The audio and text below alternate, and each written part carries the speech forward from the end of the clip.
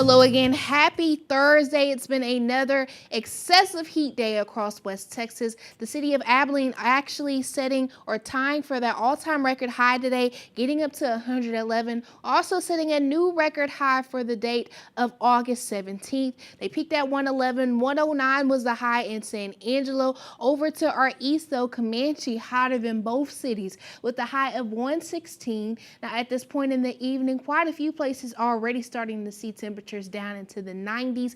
We'll continue overnight with temperatures getting into the upper 70s, lower 80s, depending on your location, with those clear skies to continue throughout the evening and into the start of next morning. Tomorrow, looking to rebound back to the triple digits, not just in West Texas, but across the entire state of Texas. 109 going to be the high in San Angelo. 107 looking to be that high in Abilene, even towards our north. Wichita Falls looking to peak around 111. Over in Central Texas, Austin going to peak around 106. Along that coast, Houston and Corpus Christi above the triple digit mark.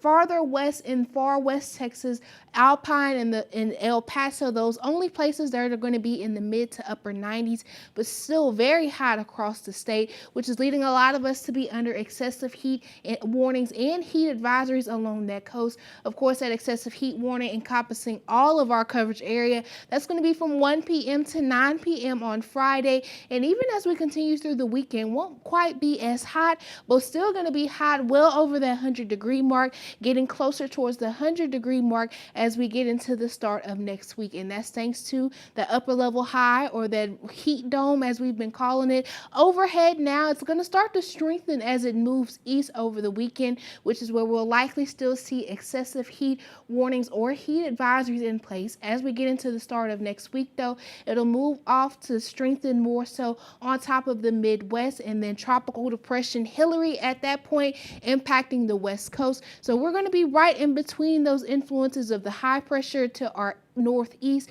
and Hillary to our west, so we won't be quite as hot, but still looking to see those temperatures in the triple digits to kick off next week. Now, as we look towards mid next week, we could see some rain across portions of Texas. The question is, who's going to see the rain and how much rain are they going to see? As you see, these two models are giving different outlooks for mid next week. The first showing some very favorable conditions as far as rain here in West Texas. To your right, we're seeing not as great of a chance. So time is going to tell what actually comes about over the next 6 to 7 days. But one thing we know for certain is Texas needs all the rain it can get, especially as you get into that I-35 corridor where there's a lot of extreme and exceptional drought. Here in West Texas, the most that we're seeing across the board is that moderate drought, although we are seeing severe to extreme. The closer you get to Central Texas and north of that I-20 line, more on the abnormally dry side. So we're crossing our fingers for at least some rain, especially getting closer towards the hill country.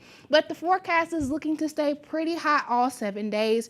As we get closer to mid next week, could see temperatures a little bit closer to average for a moment with those isolated rain chances. Same for the big country, getting just under that triple digit line with us looking out for those rain chances.